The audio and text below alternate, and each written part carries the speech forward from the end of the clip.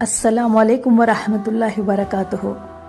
نبی کریم صلی اللہ علیہ وسلم نے فرمایا، اللہ تعالیٰ نے جو علم مجھے دے کر بھیجی ہے وہ بارش کی طرح ہے، اور لوگوں کے دل مختلف زمینوں کی طرح ہے۔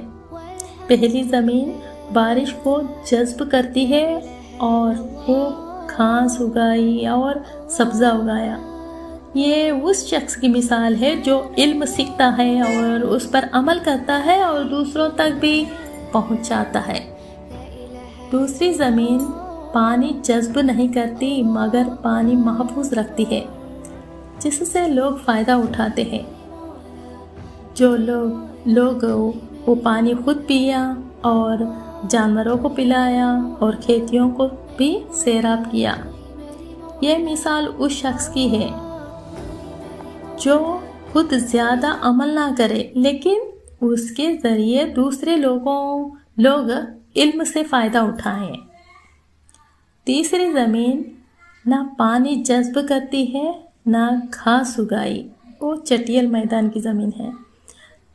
یہ اس شخص کی مثال ہے جو نہ خود ہدایت قبول کرتا ہے اور نہ دوسروں کو اس سے فائدہ پہنچنے دیتا ہے۔ اس سے سبق کیا ملتا ہے؟